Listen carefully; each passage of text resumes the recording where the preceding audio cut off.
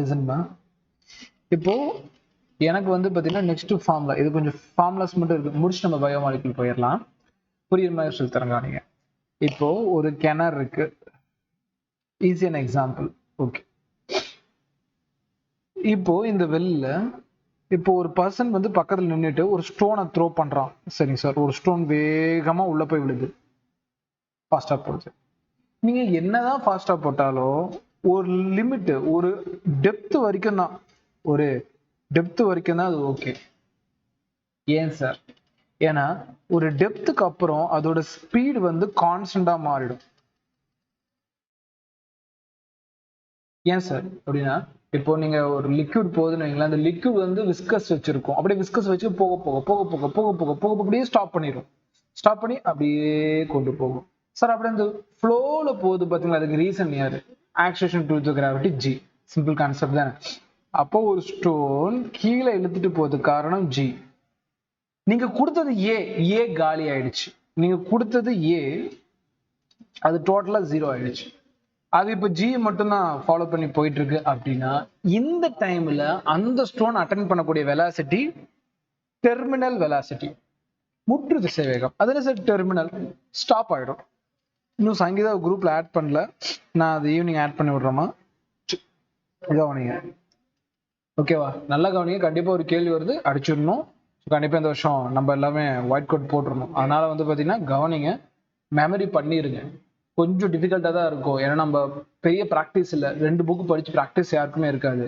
அதனால தான் வந்து பாத்தீங்கன்னா நான் உங்களுக்கு ப்ராக்டிக்கலா கூப்பிட்டு சொல்லி கொடுத்துட்டு இருக்கேன். ஒரு டாபிக்கும் ஃபார்முலாவா சொல்லாம அதை புரிய வைக்கிறதுக்கு முயற்சி பண்ணிட்டு இருக்கேன்.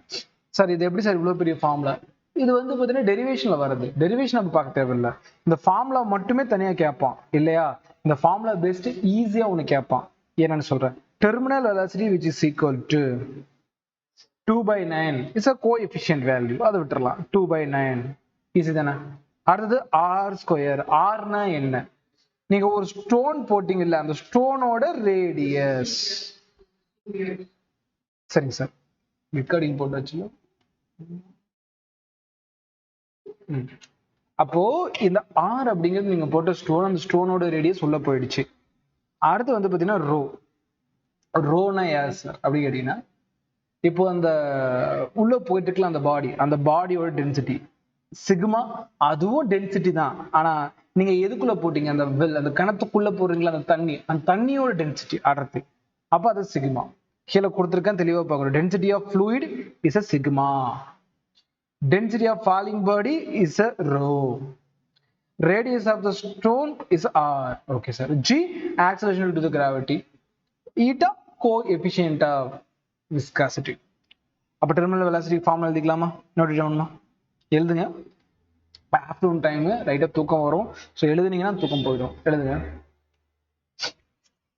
நெக்ஸ்ட் டைம் வந்து பாத்தீங்கன்னா ஒரு ஒரு ஒரு ஆப்ஜெக்ட் வந்து வாட்டர்ல விழுறப்போ உங்களுக்கு இது ஞாபகம் வரணும். ஓகே, இந்த ஆப்ஜெக்ட் வந்து ஒரு லிமிட்டுக்கு அப்புறம் ஒரே ஸ்பீட்ல தான் கீழே போகும், அந்த டெர்மினல் வெலாசிட்டின்ட்டு.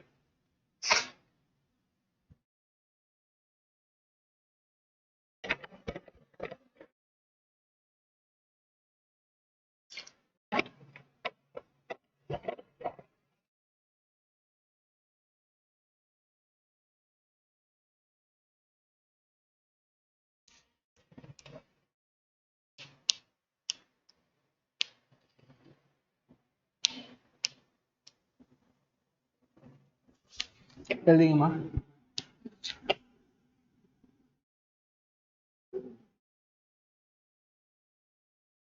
ஈஸி தானே, சம் போயிடலாமா? ஃபார்முலா அந்த சம் எப்படி இருக்கும்? 2019 ஒடிசா சார், பெரிய கேள்வியா இருக்கு, தமிழ்ல கீழே இருக்கு, பிடிஎஃப்ல படிங்க. மேல மட்டும் நான் உங்களுக்கு கொடுத்துட்றேன். மேக்ஸிமம் நீங்க நோட்ஸ் எழுத வேணாம், உங்களுக்கு எல்லாமே நான் பிடிஎஃப் ப்ரொவைட் பண்ணிடுவேன். சரி கவனிங்கம்மா. 2 small spherical metal balls, 2 பால் இருக்கு, equal masses, having equal masses, ரெண்டுக்கும் ஒரே mass, are made from material density ρ1 and ρ2. ரெண்டு பாடி இமேஜினேஷன் பண்ணிக்கங்க, ஒன்னு ρ1 இன்னொன்னு ρ2. ρ1 is 8 time of ρ2, புஷ்பவில கொடுத்துட்டான். having radius of 1 mm இன்னொரு 2 mm. இந்த பாலோட ரேடியஸ் 1 mm, இன்னொரு பாலோட radius 2 mm respectively. okay, They are made to fall vertically from the rest in the viscous medium whose coefficient of viscosity equals to eta and whose density is 0.1 time rho 2. இதை வந்து பார்த்தீங்கன்னா ஒரு லிக்யூட்ல போடுறாங்க. ரெஸ்ட்னா அப்படியே release பண்ணிடுறாங்க, just release. விழுது பார்த்தீங்கன்னா அந்த லிக்விட் அதோட டென்சிட்டி 0.1 டைம் ரோ 2, அதோட விஸ்காசிட்டி ஈட்டா. இப்போ என்ன கேட்குறான், ratio of terminal velocity would be. என்ன சார், ரெண்டு பால் எடுத்திருக்காங்க, ரெண்டுக்கும் டெர்மினல் வெலாசிட்டி கண்டுபிடிக்கணும். ரெண்டுக்கும் டெர்மினல் வெலாசிட்டி கண்டுபிடிச்சா அதுக்கான ரேஷியோ போட முடியும். கணக்காவணி எல்லாம் நம்ம ஆல்ரெடி பண்ணியாச்சு. இல்லை சார், கொஸ்டின் பேப்பர் கொடுத்ததெல்லாம் நான் உங்களுக்கு எக்ஸ்பிளைன் பண்ணிட்டேன். இப்போ வந்து பார்த்தீங்கன்னா ஃபர்ஸ்ட் பாடிக்கு வந்து என்ன கண்டுபிடிக்கலாம், நம்ம டெர்மினல் வெலாசிட்டி கண்டுபிடிக்கலாம். எப்படி? ஃபர்ஸ்ட் பாடியோட டெர்மினல் வெலாசிட்டி 2/9, அது நார்மலா ஃபார்முலா. r1² ஃபர்ஸ்ட்க்கு ரேடியஸ், டென்சிட்டி 1 ஃபர்ஸ்டோட டென்சிட்டி, சிக்மா விழக்கூடிய லிக்விடோட டென்சிட்டி கடைசியா போட்டுக்கலாம். g அது g தான், ஈட்டா விழக்கூடிய லிக்விட் அது ஈட்டா. இப்போ பாடி 2க்கு போட்டோம்னா அதே 2/9 ஈஸி. ரெண்டாவது பாடி r2 2² ஈஸி. அந்த இதுல ரோ 1 இதுல ரோ 2 ஈஸி. சிக்மா கடைசியா போட்டுக்கலாம். g இது n. இப்போ ரேஷியோ கேக்குறானா, அப்ப ரெண்டு வெலாசிட்டியும் ரெண்டு டெர்மினல் வெலாசிட்டியும் டிவைட் பண்ணிக்கலாம். எது கேன்சல்? 2/9 2/9 கேன்சல், ஒரே மாதிரி இருக்கிறது. g value cancel, rho value cancel. அப்ப மீதி மட்டும் எடுத்து எழுதுனா r1² மேல, கீழே r2², பிராக்கெட்ல ரோ 1 மைனஸ் சிக்மா, இது ரோ 2 மைனஸ் சிக்மா. சரிங்க சார். இப்போ அடுத்து நான் என்ன சார் பண்ணிட்டோம், சிக்மா வேல்யூ, சிக்மா தான் என்ன, அந்த லிக்விடோட டென்சிட்டி. கொஸ்டின் பேப்பர்ல கொடுத்திருந்தான் 0.1 டைம் ரோ 2, கொஸ்டின்லயே அது கொடுத்திருந்தான். அப்ப அந்த வேல்யூ உள்ள சப்ஸ்டிட்யூட் பண்ணிட்டேன். Okay sir. நெக்ஸ்ட் என்ன பண்ணோம், நான் கொஸ்டின் பேப்பர்லயே ரோ 1ஓட வேல்யூ 8 டைம் ரோ 2ன்னு எடுத்துட்டேன். எல்லாத்தையும் ரோ 2வா மாத்த ட்ரை பண்றேன். ஸோ 8 டைம் ரோ 2, மேல 0.1 ரோ 2, மைனஸ் பண்ண 7.5 ரோ 2, கீழே ஒரு ரோ 2, இங்க 0.1, மைனஸ் பண்ணா 0.9 ரோ 2, ரோ 2 கேன்சல். இங்க பாருங்க இது 1/2 ஹோல் பவர் ஸ்கொயர், கேன்சல் பண்ணோம்னா இப்போ கேன்சல் பண்ணிக்க 1/4ன்னு வரும். இது ரெண்டையும் கேன்சல் பண்ணுங்க. ஸோ மேல கீழே வந்து பாத்தீங்கன்னா 4 × 9 36, மேலே கீழே 10ஆல மல்டிப்ளை பண்ணுங்க, 79/36. டி என்ன கொஸ்டின், பெரிய கொஸ்டின் எதுவும் இல்லையே. ஃபார்முலா, அந்த ஃபார்முலாவை எப்படி அப்ளை பண்றது நாலேஜ், இந்த மாதிரி நம்ம கிட்டத்தட்ட இது வரைக்கும் ஒரு 100 சம்மாவது பார்த்துருப்போம். அப்போ இத்தனை சம் பார்த்ததுக்கு அப்புறம் இந்த எக்ஸ்பீரியன்ஸ் தானா வந்துடும். ஸோ 11th முடிய போகுது, அடுத்து 12th ஆரம்பிக்கிறப்போ இன்னும் ஈஸியா இருக்கும். பட் ஆனா விடாம ப்ராக்டிஸ் பண்ணிட்டே இருக்கணும். அடுத்தது இதே மாதிரி ஒரு கொஸ்டின் தான், நீங்க ட்ரை பண்ணுங்க. ஓகேங்களா? இது உங்களுக்கு ஹோம்ஒர்க் தானே, அதே தான் சேம். நான் என்ன கான்செப்ட் மட்டும் சொல்றேன், நீங்க போட்டுக்கிறீங்களா? Okay, கணக்காவீங்க. A small sphere of radius r, ஒரு சின்ன ஸ்பியர் இருக்கு, radius r, from rest in viscous fluid. அப்படின்னா விஸ்கஸ் ஃப்ளூயிட்ல வந்து பாத்தீங்கன்னா அது இருக்கு, ரெஸ்ட்ல இருக்கு.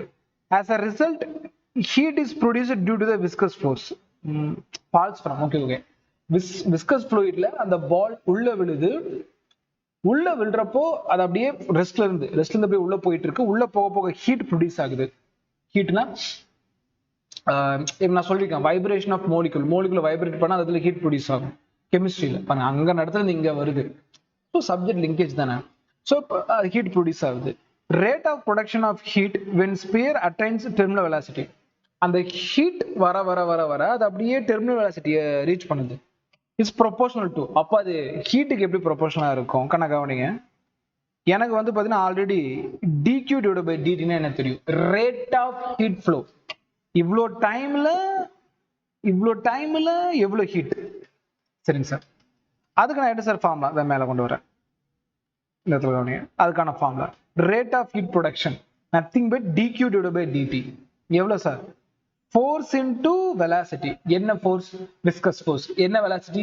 Terminal velocity. அவ்வளவுதாமா. இப்போ நம்ம என்ன பண்ண போறோம், விஸ்கஸ் ஃபோர்ஸ்க்கு ஃபார்முலா நமக்கு தெரியும். ரெண்டு ஃபார்முலா இருக்கு, இதுல வந்து கேன்சல் ஆஃப் ஃபார்முலாவா 6/eta into rv into terminal velocity 2/9 r² rho minus sigma g divided by n. இதுக்கப்புறம் உங்களோட வேலைமா. ஓகேங்களா? ஸோ இதுக்கப்புறம் ஒன்னொன்னா எடுத்து மல்டிப்ளை பண்ணுங்க. மல்டிப்ளை பண்ணி ஃபைனலா வந்து பாத்தீங்கன்னா இந்த ஆரோட வேல்யூ மட்டும் கால்குலேட் பண்ண, ஆர் மட்டும் காட்டுறேன். இது ஒரு ஆர், இது ஒரு r², r⁻³ வேற என்ன சார் ஆறா நமக்கு வரும்? இந்த இடத்துல வேற ஏதாவது இருக்கா?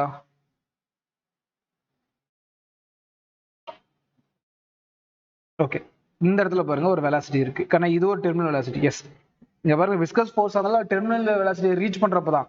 அப்ப இது ஒரு டெர்மினல் வெலாசிட்டி, அப்ப இதுக்கு ஒரு டெர்மினல் வெலாசிட்டி ஃபார்மா போடுங்க. இங்க ஆல்ரெடி ஆர் பவர் கியூப் கண்டுபிடிச்சிட்டோம். இங்க ஆல்ரெடி ஆர் பவர் கியூப் வந்துருச்சு.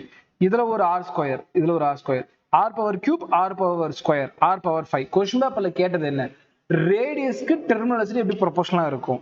சரி, ஹீட் ப்ரொடக்ஷனுக்கு டெர்மினல் வெலாசிட்டி அட்டைன் பண்றப்போ ரேடியஸ் எப்படி வந்து ப்ரொபோஷனலா இருக்கும்? dq divided by dt r power 5 இருக்கும். கிளியரா? இந்த வெலாசிட்டில ஒரு ஆர் ஸ்கொயர், இதுல வந்து பாத்தீங்கன்னா ஒரு ஆர் இருக்கும், அதுல கூட இதுல ஒரு வெலாசிட்டி வரும், அதுல ஒரு ஆர் ஸ்கொயர். ஸோ எல்லாத்தையும் ஆட் பண்ணா ஆர் பவர் 5. புரியுதா இல்லையா? கேள்வி எதோட ப்ரொபோஷனலோ அதை மட்டும் மையமா வச்சுட்டா போதும், மீதெல்லாம் வந்து கான்ஸ்டன்ட் வேல்யூவா தான் இருக்கும். உங்க பார்த்தீங்கன்னா தெரியும். அப்படி பார்க்கலாமா? Rate of heat production heat when the sphere attain its terminal velocity is proportional to. 2018ல கேட்ட கொஸ்டின். ரைட், பெர்னோலி தியரத்தை எப்படி அப்ளிகேஷனா யூஸ் பண்றதுங்கிறது ஃபார்முலா. சரி பாருங்கண்ணா, ஒன்றும் இல்லை, பெர்னோலி தியரம் வந்து பார்த்தீங்கன்னா எந்தெந்த இடத்துல யூஸ் ஆகுது? நான் டிஃபியூஷன் ஒரு ப்ராசஸ் நடத்தியிருப்பேன். டிஃபியூஷன் என்னக்கு நான் யாராவது சொல்ல முடியுமா? சொன்னா உங்களுக்கு அது மெமரி ஆயிருக்கும். டிஃபியூஷன் என்னன்னு சொல்ல முடியுமா? நடத்திட்டேன். பரவல்னு தமிழ்ல சொல்லுவாங்க. அது எப்படி, நான் எந்த ப்ராசஸ் எப்ப நான் அதை டிஃபியூஷன் சொல்லலாம்?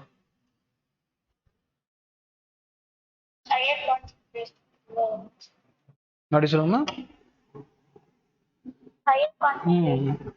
வெரி குட், அவ்வளவுதான். ஆன்சர் பண்ணுங்கம்மா. இப்ப நீங்க ஆன்சர் பண்ணீங்கன்னு உங்களுக்கு ஞாபகம் இருக்கும். தப்பா ஆன்சர் பண்ணீங்கன்னா திருத்த முடியும், அதுவும் ஞாபகம் இருக்கும். சைலண்டா இருந்தீங்கன்னு வைங்களேன், அதுதான் கஷ்டம். நீங்க ஸ்கூல், நான் சொன்னேன் ஸ்கூல் மென்டாலிட்டி இருக்கக்கூடாது. இப்ப நீங்க என்ன ஸ்டாஃபா பாக்குறீங்களா, அதை அப்படி பார்க்க கூடாதுங்கிறேன். நான் சொல்லி கொடுக்குறேன், அவ்வளவுதான். நீங்க கத்துக்கிறீங்க, அப்படிதான் எடுத்துக்கணும். அப்பதான் கேள்வி கேட்கணும்னு தோணும். என்கிட்ட நீங்க கேள்வி கேட்டாதான் நான் ஆன்சர் பண்ண முடியும். ஆனா ஸ்கூல்ல வந்து டீச்சர்ஸ் வந்து பாத்தீங்கன்னா சொல்லிட்டே போவாங்க, நம்ம சைலண்டா இருப்போம். அப்ப டவுட் அப்படி எல்லாம் இருக்கக்கூடாது. ஒரு கான்வர்சேஷன் பில்ட் பண்ணணும். சார் இப்படி சொல்றீங்களா, ஒருவேளை இப்படி இருந்தா என்னவா இருக்கும், அப்படி இருந்தா என்னவா? நீங்க கேள்வி கேட்க தயங்க தயங்க தயங்க ரிசல்ட் உங்களுக்கு தான் குறையும். நீங்க கேள்வி கேட்கக்கூடாது நான் எப்பயுமே சொன்னதே கிடையாது. கேள்வி கேளுங்கன்னு தான் சொல்றேன். சரியா? இல்லையா? நான் கேட்குற கேள்வி தான் ஆன்சர் பண்ணுங்க, பயம் போகும். ஸோ அது நல்லா புரிஞ்சுக்கங்க. ஸோ நீங்க ஆன்சர் பண்ணீங்கன்னா அது எக்ஸாம்பிள் ஞாபகம் இருக்கும். ஃபார் எக்ஸாம்பிள் ஒரு கேள்வி கேட்கறேன், டிஃபியூஷனுக்கு என்ன சொல்லிட்டீங்க sir? Lower concentration to higher concentration மாற்றி சொல்லிட்டீங்க. நான் திட்டுவேன், ஏமா இது கூட தெரியல, ஹையர் கான்சன்ட்ரேஷன் லோவர் கான்சன்ட்ரேஷன் சொல்லி கொடுத்தல, ஏன் மறந்தீங்கன்னு சொல்லிட்டு அதை சொல்லி கொடுப்பேன், திட்டுவேன். நீங்க எக்ஸாம் ஹால்ல கண்டிப்பா உங்களுக்கு ஞாபகம் வரும். திட்டு வாங்கின ஸ்டூடெண்ட் கண்டிப்பா ஞாபகம் வரும்.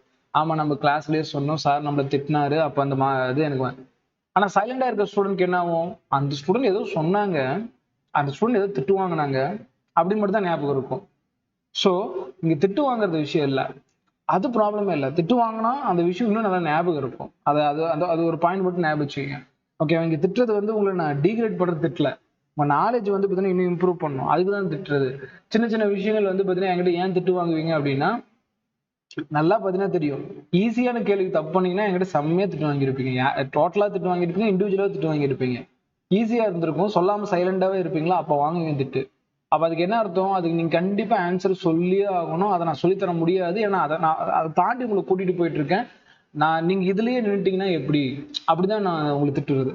Good, very good. என்ன சொல்லுவீங்க? டிஃபியூஷன்னா ஹை கான்சென்ட்ரேஷன்ல இருந்து லோ கான்சென்ட்ரேஷன். நான் ஒரு எக்ஸாம்பிள் சொல்லுவேன். ஒரு ரூம்ல மொத்தம் 10 பேர் இருக்காங்க, இன்னொரு ரூம் அதே மாதிரி ரூம் 2 பேர் தான் இருக்காங்க.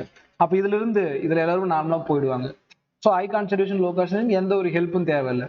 அப்ப அதுக்கு பேர் தான் டிஃபியூஷன் ப்ராசஸ். அதே மாதிரிதான் இந்த பெர்னோலி தியரமும் நமக்கு டிஃபைன் பண்ணுவாங்க. என்ன சார்?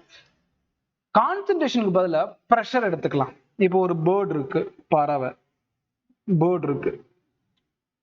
இந்த இடத்துல கணக்கவனிங்க, அந்த ரெக்கை வந்து இப்படி ஃபோல்ட் ஆகுறப்போ அந்த இடத்துல நிறைய ஏர் பார்ட்டிக்கல் குட்டி குட்டியா ஒன்னோட ஒண்ணு அப்படியே கொலிட் ஆகி ப்ரெஷர் பயங்கரமா கூடியிருக்கும். இதுதான் ஹை ப்ரெஷர்னு சொல்லுவாங்க. சரிங்க சார், ஹை ப்ரெஷர் ஆயிடு போச்சு.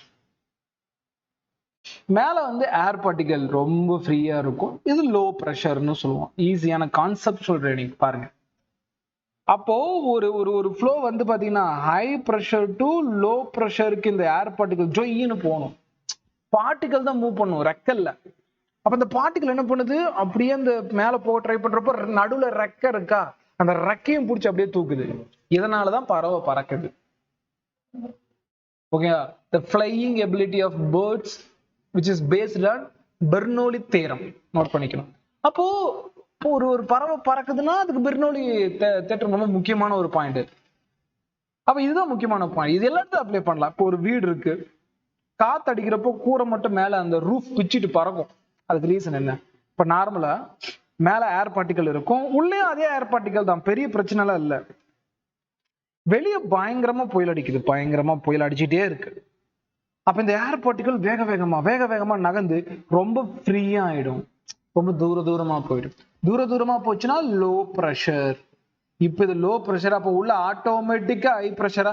அப்ப ஹை ப்ரெஷர் வந்து லோ ப்ரெஷர் பார்ட்டிகல் மூவ் ஆகிறப்போ நடுவில் கூட கூரைய பிச்சுக்கிட்டு கூட்டிட்டு போயிடும். இதேதான் எல்லா இடத்துலயும். ஒரு இந்த பழைய காலத்துல இந்த சிம்னி விளக்குன்னு சொல்லுவாங்க, அதுலலாம் பாத்தீங்கன்னா கூட கீழே வந்து ஒரு சின்ன கேப் இருக்கும். காரணம் அதுல ஏர் போகும், அங்க லோ ப்ரெஷர் கிரியேட் ஆகும். அப்ப வந்து கீழே வந்து பாத்தீங்கன்னா இந்த இடத்துல கேஸ் இருக்கும், அது ஹை ப்ரெஷர். ஸோ இந்த இடத்துல high pressure to low pressure போறப்ப அப்படியே அது ஃபயரா மாறிடும். இந்த இடத்துல O2, இந்த இடத்துல அது கேசோலின், ரெண்டு சேர்றப்போ ஃபயர் ஆகி ஃபயர் கிடைக்கும். இது இதுல சொல்ல பர்னர்ல மட்டும் கிடையாது, நிறைய இடத்துல இது பார்க்கலாம், low pressure to high pressure.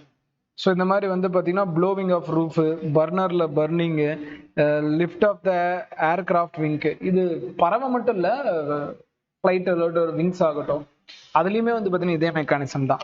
So இது வந்து பார்த்தீங்கன்னா அப்ளிகேஷன்ஸ், ஏதோ ஒரு அப்ளிகேஷன் நம்ம கேட்கலாம். இது எப்படி சார் ஞாபகம் வச்சுக்கலாம் அப்படின்னா, ஆனால் P1 மைனஸ் P2 அப்படின்னா என்ன சார் அர்த்தம்? இப்போ ஒரு ரூம் இருக்கு, ரூம்குள்ள ப்ரெஷர் P2, அந்த ரூமோட வால்யூம் V2. வெளியே வந்து பார்த்தீங்கன்னா ஏர் பார்ட்டிகல் இருக்கு, அது ப்ரெஷர் P1, அதோட வால்யூம் V1. சரிங்க சார்.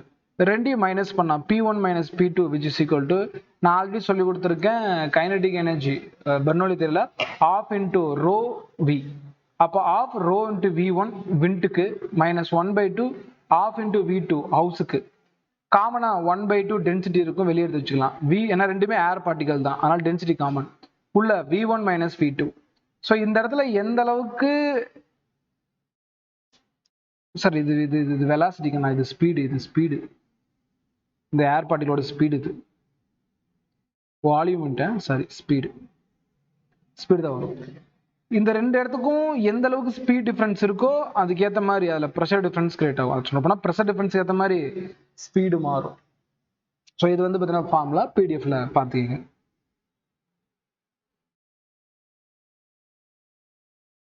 அடுத்தது கணக்கவனையன் Torricelli law.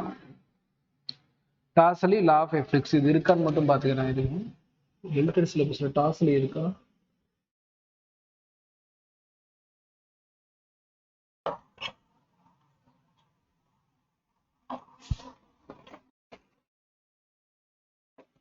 Syllabus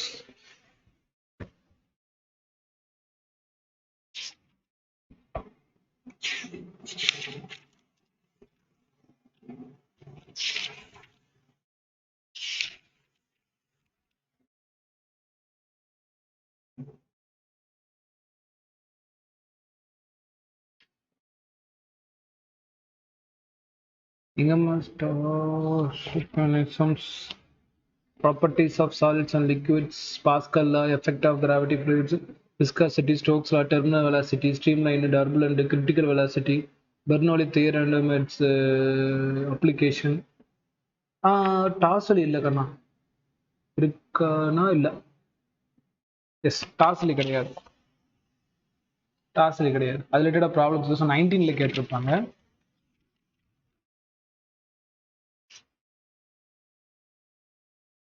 Viscosity, terminal velocity, streamline, turbulent flow, critical velocity.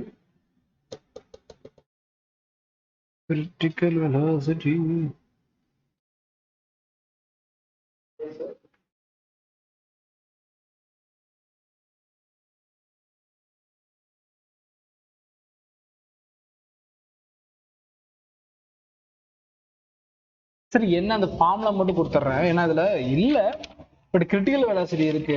So that நம்ம இதை சும்மா மேலோட்டமாக மட்டும் நடத்துறேன். ஃபார்முலா பேஸ் மட்டும் பார்த்தா டெப்தா படிக்க தேவையில்லை. ஏன்னா கவனிங்க, டார்சலினா ஒன்றும் இல்லை கண்ணா. இப்போ ஒரு பெரிய கண்டெய்னர் ஆஃப் வாட்டர் இருக்குன்னா கீழே ஒரு ஹோல் கிரியேட் பண்றேன். இந்த ஹோல்ல இருந்து எவ்வளவு வாட்டர் வந்து ஸ்பீடா எஜெக்ட் ஆகுது, ஜெட்டுன்னு சொல்லுவாங்க அந்த வாட்டர் வரக்கூடிய ஃப்ளோவை. மேலே கட் பண்ணா அது எப்படி வருது, இப்படி ஒரு ஒரு லேயர்லயும் ஒரு ஒரு ஸ்பீடு வரும். அதை கால்குலேட் பண்றது எப்படி, டைரக்டா ஃபார்முலா போயிடலாம். கவனிங்க, இதுதான் வந்து பாத்தீங்கன்னா ஸ்பீட் ஆஃப் எஃப்ளக்ஸ் இல்லையா, அதாவது டார்சல் கால்குலேட் பண்றது. ஸ்பீட் ஆஃப் எஃப்ளக்ஸ் எவ்வளவு ஸ்பீடு வெளியே வருது, வெளியேறும் வேகம் சொல்லிட்டு ரூட் ஆஃப் 2gh நோட் பண்ணிக்கணும். v equal to root of 2gh flux speed.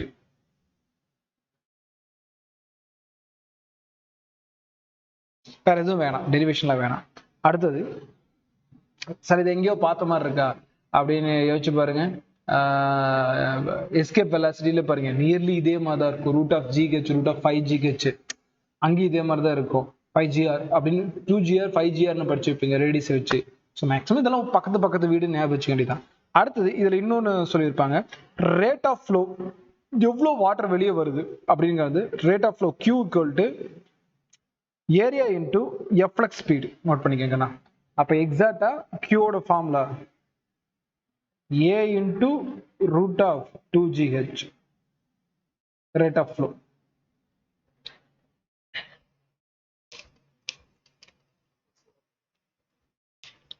அதாவது ஒரு பர்டிகுலர் ஏரியா, சார் என்ன சார் ஏரியா அப்படின்னு கேட்டீங்கன்னா, கனாலிசன் இந்த ஹோல் ஒன்று இருக்குல்ல, இப்போ ஒரு கண்டெய்னர் அதோட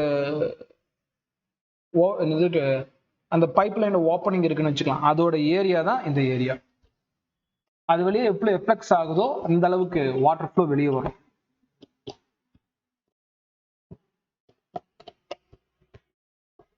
சங்கீதா ஃபர்ஸ்ட் டெஸ்ட் பேப்பர் முடிஞ்சிருச்சு, ரெண்டாவது டெஸ்ட் எழுதிடலாமா இன்னைக்கு?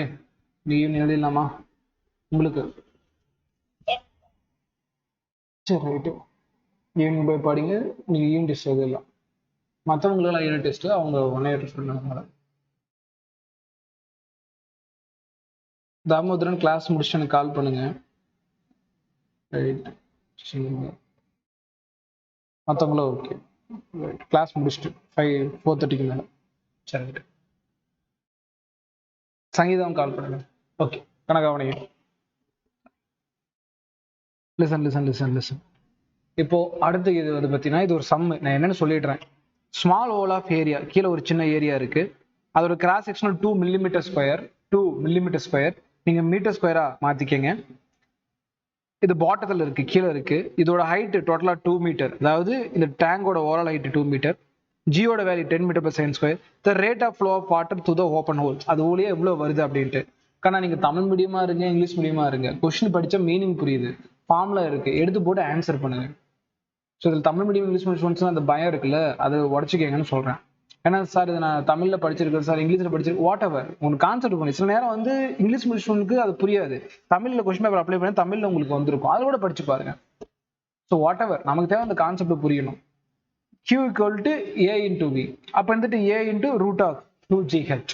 அப்போ அந்த 2gh போட்டோம்னா ஆன்சர். ஸோ இது வந்து டார்சல், சும்மா இது மட்டும் சொல்லிட்டேன்.